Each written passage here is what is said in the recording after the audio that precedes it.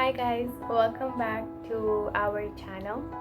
So as you guys know by now from our previous content, we're basically using this platform in order to raise awareness and knowledge on sexual abuse and sexual abuse and sexual assault, particularly in Malaysia.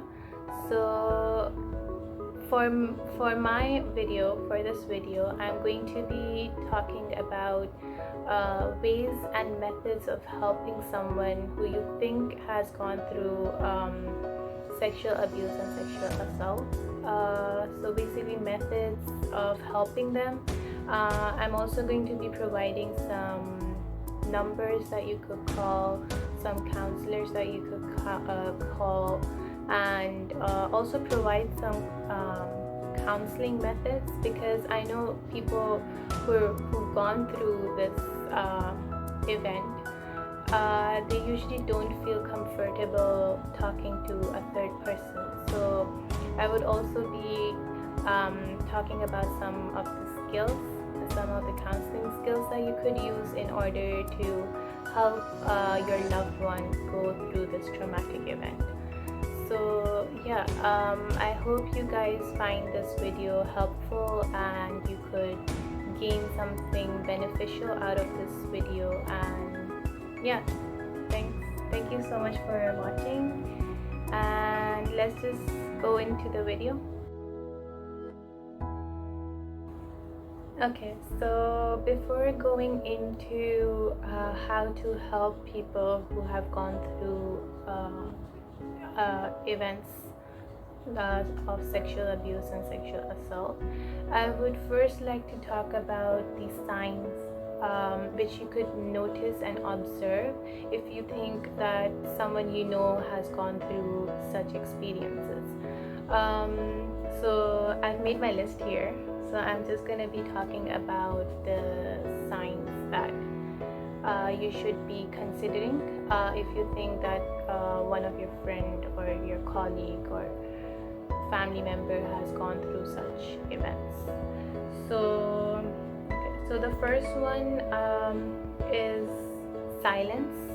Silence is very common among these experiences and among these events. Usually when a person goes through sexual assault or sexual abuse, they tend to become silent.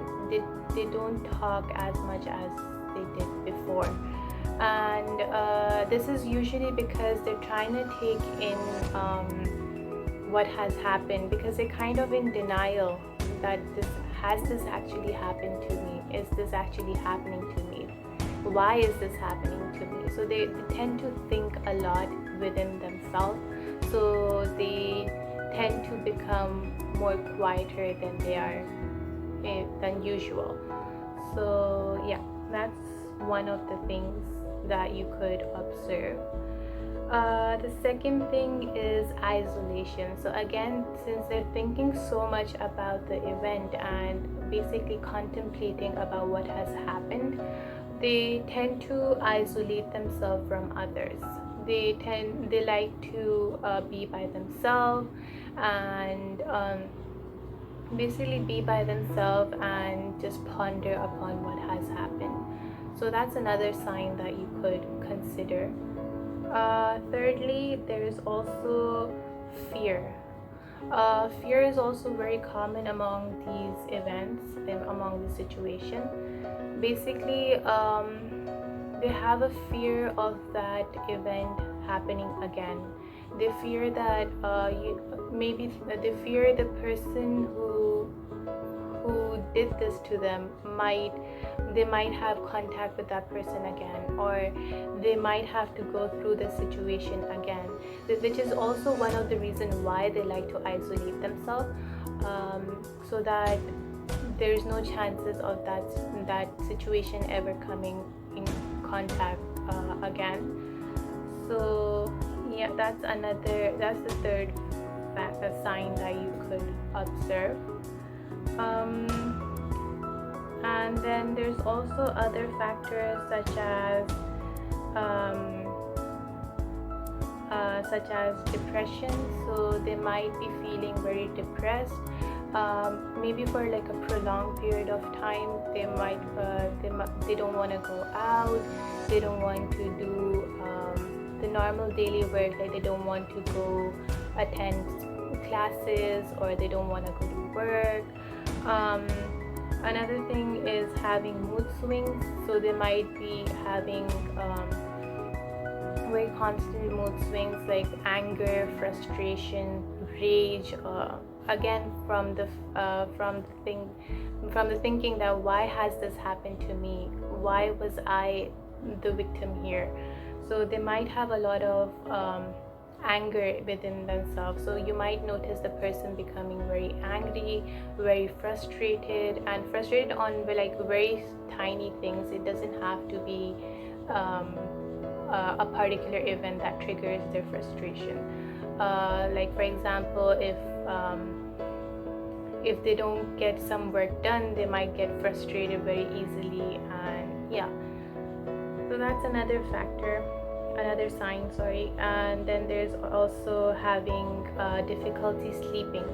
They might have a very odd sleeping schedule, which might be because of having either nightmares or about that event, or they might also be having some flashback memories of the event. So that might be one of the factors why they're not having a good night's sleep, why they can't have a proper sleeping cycle. So that's also one of the things to consider when you think that someone you know is going through a traumatic experience. Okay, one of the last things that I want to add in on the signs that you can observe in people who you think have gone through sexual abuse and sexual assault. It's the loss of trust and the loss of confidence.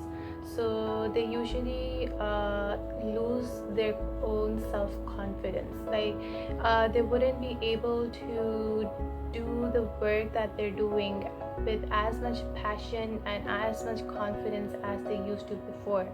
For example, if someone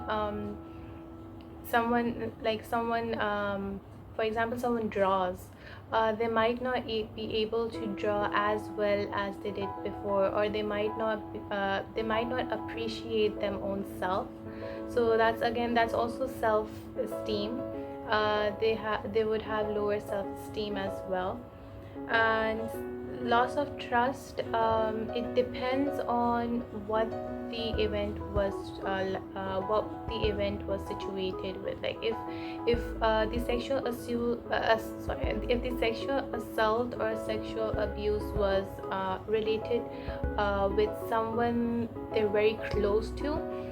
For example, one of the family member was the person who sexually assaulted them, or it was like a very close friend, that I feel like would betray their trust more as compared to someone from the outside. So it would be a lot more heartbreaking and a lot more they would be shattered. Like the trust would be shattered even more when if it's someone close to them who has sexually assaulted or sexually abused them.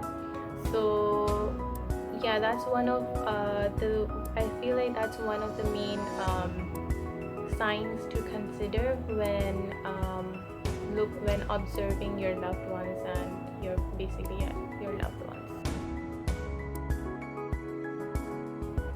Okay, so now that we've looked into the signs, some of the signs that you could observe, I want to talk more on how you could help a person who has just gone through such event, or who has experienced some sexual abuse or sexual assault in the past. So one of the main thing when you're trying to help people who have just gone through such event is making them feel comfortable. Basically, giving them their own space to open up to you, and talk about the event. So make sure that you're not bombarding the person with a lot of questions, and basically try not to you can try not to like question them a lot on what happened and all that stuff. Just let them know that you're there for them and you care about them and you believe what they're going to say without any judgment, which is very important, because the last thing that the victim wants to hear is that it was their fault, and basically feel like they're being judged by others. So just allow them to open up about the situation, what happened. So and just spend more time with them, give them space, and eventually they would open up about what has happened, and hopefully they would talk to you about the event, and then you could help them with whatever they're going through. So yeah, that's one of the main ways you could help.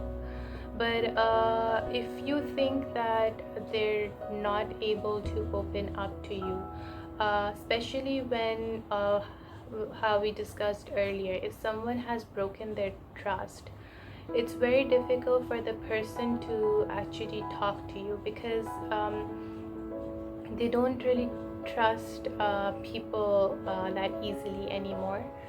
So you might want to get a third party involved if it's there's something like this involved. So for the third party, I basically have two organizations that I wanted to mention over here.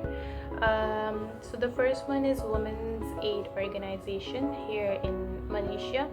It's actually a 24-hour service, so they provide call services for 24 hours. I'm going to be linking their mobile number down in the description below, so if you know someone who could use this hotline number, please make sure to share this number with them.